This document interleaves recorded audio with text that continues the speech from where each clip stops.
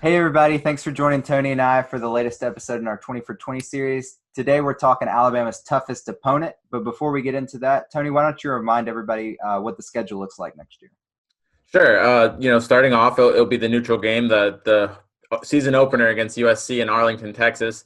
Then they go back to Bryant-Denny Stadium for a game against Georgia State. Of course, you got that Week 3 matchup against Georgia. Then you got Kent State at home. You're on the road at Ole Miss, at Arkansas. Then you go home for Mississippi State. Then you're on the road against Tennessee and LSU. Come back for the last 3 games at home against UT Martin, Texas A&M, and Auburn. Mm-hmm. Okay, thanks for that. So, Tony and I, we talked about this a lot before, and we basically agree on the, bottom six teams pretty much unanimously. And we feel like it kind of gets interesting around six. So, who did you have as kind of the sixth hardest opponent for Alabama this year? And we'll work our way towards that number one team. Yeah, for me that's US. I mean, for me that's Tennessee. It's going to be a kneel in this season, which is always a little bit tougher. But until Tennessee proves that it can beat Alabama, I know it played Alabama a little bit closer last year, but I just see this being kind of an easy win, kind of a middle of the road game for Alabama. I don't necessarily know if it'll be one of those blowouts that Alabama's had over Tennessee in recent years, but I don't expect it to really be a close game either. Yeah, I'm not sure that I expect it to be a close game. I think that's a fair assessment. Tennessee would also check in around number six for me. But the thing that stands out to me is I believe Tennessee has 16 returning starters. That's a lot. That program went on a quite a winning streak at the end of the year after what was just a horrible start. So you got to imagine that if anyone is going to have momentum over the offseason, it probably is Tennessee. And for me, I really like where Tennessee is at the schedule as far as their competitiveness. You have the two road games, like you said, at Ole Miss, at Arkansas, then Miss State at home, and then back on the road for Tennessee. That's kind of, 3 out of 4 weeks on the road.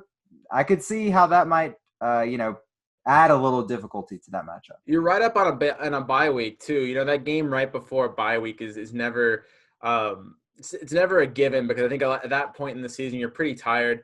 Unlike this last season, there's only one bye week, so Mm. they might be a little bit tired heading into that game. Obviously look at the Rocky Block game. That was the same thing where they were kind of going into that bye week. Um, so there's been some close games against Tennessee where I think Alabama has needed that bye week, and they just kind of tired at that point. So maybe that will be another case too, which could make it a little bit more difficult. Yeah, I know. I know. After we do 3 out of 4 games on the road covering the team, I'm pretty tired. So, Sure, yeah. uh, but I think the top 5 teams. That's really where we start to see things differently.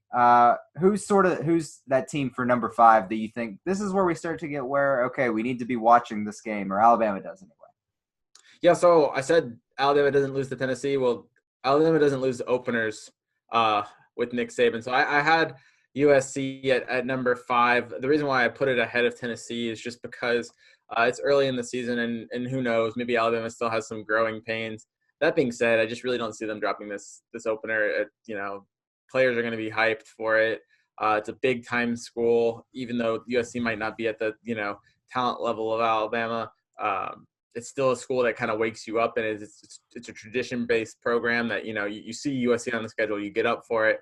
So don't think there'll be a problem there, and I think look at Nick Saban's success in season openers, and that's all you got to really know for this one.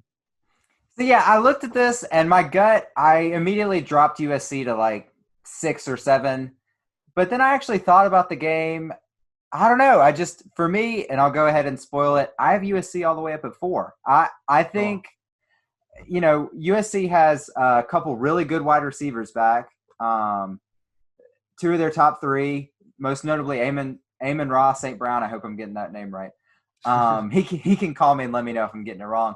But they had a quarterback that came out of nowhere to steal the job, and the guy who had the job who started with the injury, obviously he's looks like transferring on the way out. But Slovis for USC did a great job, 72% completion rate, 30 touchdowns, 9 picks. That's a little higher than I would like, but not a guy that expected to have the job in the season, to throw for 3,500 passing yards. I just think, you know, good. I mean, a good start for him. And I just feel, I don't know, this feels different. It doesn't feel like the Alabama USC game in 2016. I don't know. I mean, to me, it could be, but I mean, when you look at Alabama's schedule, I think you're right to have it in that area, just because I mean, some of these earlier games too are they're pretty given, you know. So at least this is an opponent that should have some extra talent on its roster than per se like an Arkansas, Mississippi State, you know, when you go down the list. I think USC has the talent to be the second, or I think USC might be the second or third most talented team Alabama plays last year, but I'm not That's gonna a little buy. bold. I'm not buying into the coaching though that the Trojans have. So I think for me that's the big limiting factor. If it is just a blowout like 2016, I think you go back to the coaching. Gotcha. Yeah. Well, you had USC at number 4. I have Auburn, the Iron Bowl, at number 4. I think it could be a tough game just because, you know, we saw Auburn play and how they played Alabama last year. And obviously, you know, you can catch them off guard. One thing you got to look at this season, too, is Alabama's going to have Texas A&M right before that game. And, you know, normally we're used to Alabama having a cupcake right before that game, and having Texas A&M before that game, that's pretty tough. And we've never really seen that, you know, in recent years of, you know, them having to play through that. And then maybe they're tired. Maybe somebody picks up an injury before that game. You know, I think a lot of times heading into the Auburn game, it's when you get somebody back from injury, you know, at least in recent years. So really interested in that, but it's in Tuscaloosa. Alabama doesn't lose back-to-back games against Auburn under Saban. You know, I'm going with trends here. And so I just don't see Auburn really playing off. That's why they're only number 4. I mean, if you look at the Iron Bowl, a lot of times that's got to be in the top 2. But this year, I just don't see Alabama. I think the revenge factor plus the fact that being in Bryant-Denny, it's a good mix for Alabama. I mean, if you're going with trends, it's really hard to predict any of these games are going to be tough for the Crimson Tide. I mean, very few opponents even keep it close year after year. Right. But I just think, especially when you're looking at the teams, and this might be kind of showing my hand at the LSU game, but like if you look at the teams that beat Alabama last year, it's just really tough to beat a team like Alabama twice. And, you know, I think you've seen the way Alabama's responded to teams that it's been beaten by, and it rarely gets beaten twice in a row by a team. I'm gonna save my my thoughts on Auburn for a little bit later. It's up there for me. Well, we're moving on to number 3. So, or actually, who did you have at number 4? Well, you know, you had Auburn. Number four. I had USC. To go back, number 5, I have LSU. I know you want to save your thoughts for LSU for later in the video, but LSU lost a ton of talent. You know, we saw it in the draft. I don't think I went 20 minutes without hearing something about either an LSU player was selected, or the analysts were breaking down an LSU player, or, you know, we just got a random like video of Joe Burrow in his house. Like, you know, the whole NFL draft was basically LSU saturation. And I think that's going to show up next year. I also think, you know, you lost some key coaches. I just think I think it was a great run for LSU, and I think LSU needed a lot of things to fall into place, most notably Joe Burrow, that entire coaching staff coming together, all those players. And I just think the Tigers are going to drop significantly. Not that they'll be bad, but, you know, I mean, when you lose that much talent and experience all at once, it's going to show up on the field. Sure. All right, so I guess top 3 now. Are we in that? Top 3. You go first. Okay, so number 3 for me, I have Texas A&M. And, you know, I think the biggest reason to Alabama fans should worry or take Texas A&M seriously comes back to Kellen Mond, who we've been disappointed with in the past, you know, against Alabama, but also against Clemson, Georgia. You know, Mond has always seemed like the guy that's just about to break through, and he's never quite done it. So I don't know. I'm not projecting that he'll do it this year, but I just think he's shown the ability, and that alone, you know, sort of in addition with Texas A&M is returning a lot of guys next year. That game seems like a tougher one for me. I actually also have Texas A&M number 3, and it's a total trap game. I think it's the biggest like banana peel in this whole schedule because of just where it is in the schedule. We're not used to seeing this. If you look at the way the month of November is going to play out, you've got a very emotional game at LSU. Mm-hmm. Then you have kind of a letdown game against UT Martin, and then you have this Texas A&M game. And I just don't know if that's the best place. And not to mention, this Texas A&M game is in front of your biggest rival. So Mm-hmm. you have a chance to maybe look ahead for Auburn. But if you do, you're playing one of the tougher teams you're going to play in Texas A&M. Could be even competing, in a certain, depending on how things roll, Texas A&M could be competing, at least a contender in the West. I'm not sure they're going to win it, but they're a team that, could at least be up there and at that time.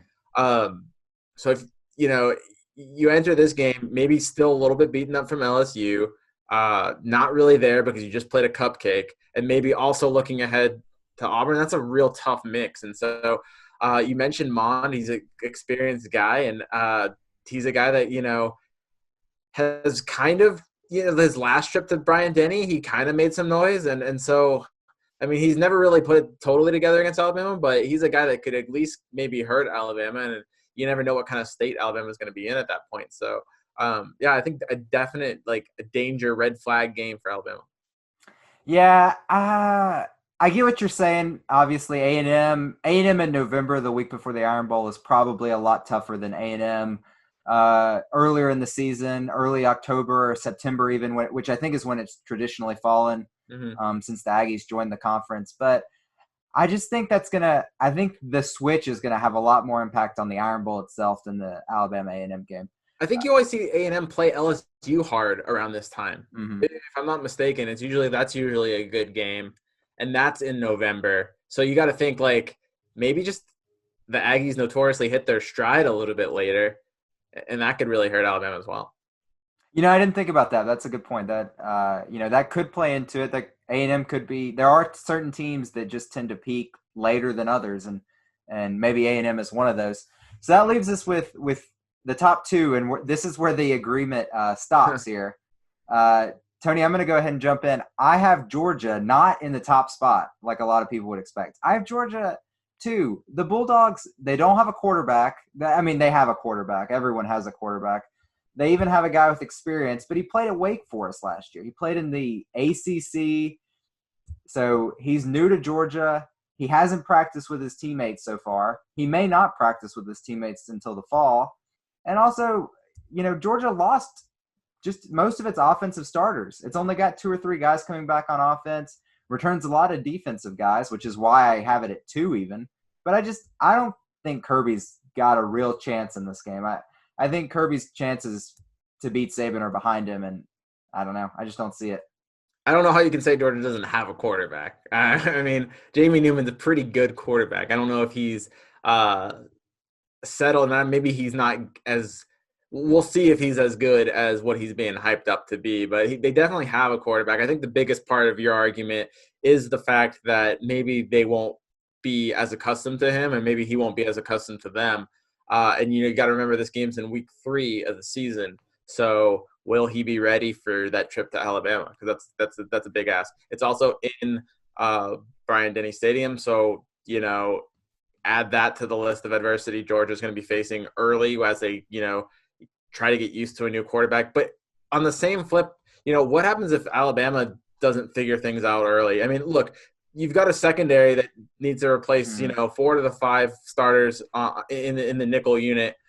I mean, if you have a guy, maybe if Newman is the real deal, he might be that guy that can pick them apart early and maybe hit Alabama before it gets its feet settled. And I'm big on Mac Jones, but if he is slow to get things started, then there might be a little bit of a quarterback controversy, and then you maybe hit Alabama in a situation where it's unsure who's behind center. And I think going into those kind of games is always dangerous if you don't have a settled quarterback behind center. So I actually have Georgia number 1 because Wait.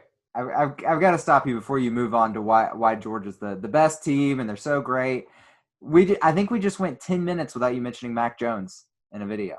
Oh, right. Yeah. I mean, but there's a chance that, as high as I am on Mac Jones, right, there's a chance that, maybe he doesn't get things settled. And that's a big marker for him, too. I think everyone's circling that game for him. So a lot of pressure and the best defense he'll see all season. So, it's his judgment game, and he's heading against a Georgia team that is, in my opinion, the best team, the best defense he's going to face. And so if he knows he's going to be like, that's his moment to kind of prove to Alabama, that's a lot of weight on his shoulders. We'll have to see, how he responds to that kind of pressure.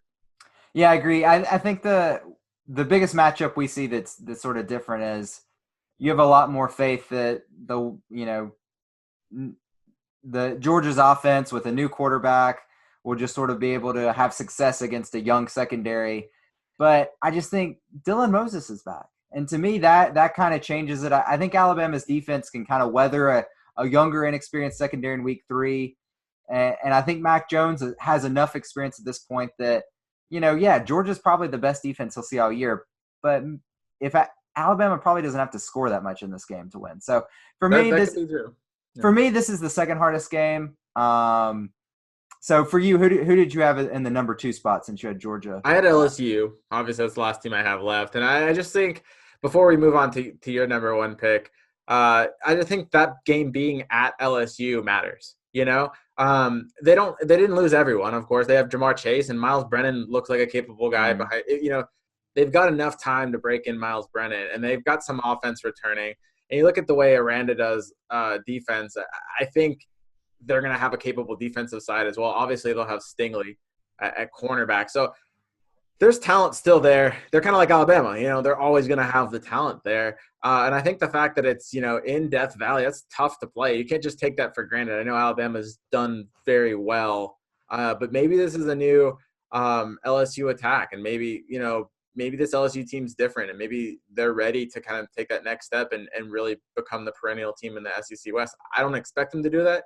And I still think the revenge factor is kind of similar to what I said about the Auburn game, is going to be really high. I think Alabama's going to be really motivated in that game. And I actually think, that game, I think the importance of that game is not only winning it, but be able to move on from that win. I think, you looked at the championship, the game in 2018 when they went to the national championship and then they lost. I think they were so drained from that win at LSU that it kind of cost them later on in the season. So I think this year, if they get to that point and they beat LSU, they can't just linger on. They've got to be able to move past that win. Mm-hmm. Yeah, I mean, all that's possible. And LSU you're right, LSU's shown itself to be one of those programs that, hey, we can lose 10 guys to the draft and we can have 6 juniors declare early and still be competitive next year. But I mean, Alabama's losing 9. So yeah, no, I mean, it's a fair point. For me, with LSU, I guess the big thing that stands out is Joe Burrow had just an incredible season statistically, and just watching him, it was so unlikely for him to make that jump. I just don't expect that to be replicated in Miles Brennan. And Miles Brennan hasn't had a lot of experience before, so we don't know what LSU has in him. But, if he's waited this long to get a shot, then I think that says a lot about him. That, he might be great, but I don't think he's going to be the second coming of Joe Burrow. So I anticipate a huge drop-off there. All right, so your number 1's are mystery. I'm assuming it's Auburn? Yeah, the number 1 team. Anyone who was keeping up noticed I kept my thoughts about Auburn quiet earlier. Bo Nix, the reigning SEC Freshman of the Year, honestly, looking at his stats, it was a roller coaster ride. I didn't watch Auburn week in and week out. I can only imagine what it was like to be a fan of the Tigers this past season. But, had some big moments, probably the biggest when he delivered the game-winning touchdown at the end of the Oregon game to open the season up. And, set some records, I believe, for yardage and maybe touchdowns thrown by a freshman. Has his top 3 pass catchers back for next season. There's a chance that maybe Bo Nix doesn't take the leap, but I think that it's very unusual to have that much success as a freshman and then to stall out. I think you could make the argument that Jalen Hurts perhaps did that, maybe didn't improve as much as people expected his sophomore year. So I think that's kind of what Bo Nix would have to do. He would have to kind of stagnate where he was for Auburn not to be one of the toughest opponents Alabama plays. And I think the A&M change makes Auburn a tougher game. I think it's a lot tougher to play Auburn the week after playing A&M especially when all these years you've had these FCS games. I think playing A&M before this game is really tough, but it's not nearly as tough as playing LSU. And you got to look, Auburn's playing LSU right before this game. So while Alabama's not getting a break, Auburn's certainly not getting a break before this game. It's a really, tough. It's a tough break for them, and I think that's going to be really tough. That Auburn LSU game is always close. Mm-hmm. So having back-to-back games, I think both of these teams are going to be so beaten up. Mm-hmm. I think maybe that could level the playing field. I think Alabama's going to have more talent than Auburn is, and the games in Bryant-Denny, which I think is going to matter. You look at the way Auburn plays Alabama in Jordan-Hare, and it's totally different than the way they play them in Bryant-Denny. So that's why I had this game a little bit more down. You also look at, I just think Auburn's probably going to be a little bit more beat up heading into it playing LSU than Alabama is with A&M, even though both of them are huge, really tough games to play heading into your biggest rivalry. Yeah, that's a great point to make. It is it is kind of crazy that Auburn LSU is just as big as that Georgia game, which Auburn, they wanted to move away from. They wanted to space out Georgia and Alabama, and that clearly backfired this year. Yeah, by a lot. I mean, I think I'd rather play Georgia there at that spot than I would LSU. Yeah, absolutely. At least play someone outside the division. Yeah, and you talk about like this LSU team's gonna get, we talked about everything we talked about with Alabama. This LSU team, other than the fact that they're going to have to play in Auburn, I believe, they should have all their stuff figured out. So all these young players that have to replace these stars, they should all be stars by now. So you don't want to play LSU this late in the season, and LSU will already be either riding high off of an Alabama win or kind of ticked off after an Alabama loss. So it's just a rough time for Auburn that this game was scheduled right here. So, Tony, just looking back, we know Alabama, as fans don't want to hear it, but Alabama's probably going to slip up once this year. It's just so hard to go perfect. And, we kind of broke everything down and, we talked this long. And really, Alabama's probably going to lose to like Ole Miss or Miss State or even some team that we didn't talk about. Yeah, absolutely. Yeah. Just a team maybe that at Ole Miss, Lane Kiffin, huh? Ugh. Hey, that earlier in the series, I predicted Lane Kiffin would be the first Saban assistant to get a win. I don't think it's going to be this year at all. I think if you're looking at like possible slip-up games, I think I'd circle the Tennessee game just because it's right before a bye. I definitely circle the A&M game. Jeez, after that, I mean, I don't consider like LSU a slip-up game. That is a losable game though. So maybe those three games would be the games that I would say I feel like the most likely to lose. I think Alabama's going to be so pumped for that Georgia game, and the fact that it's in Bryant-Denny, and I know I have that as my number one game, but I just on the same breath I can't see them losing that. I don't know why.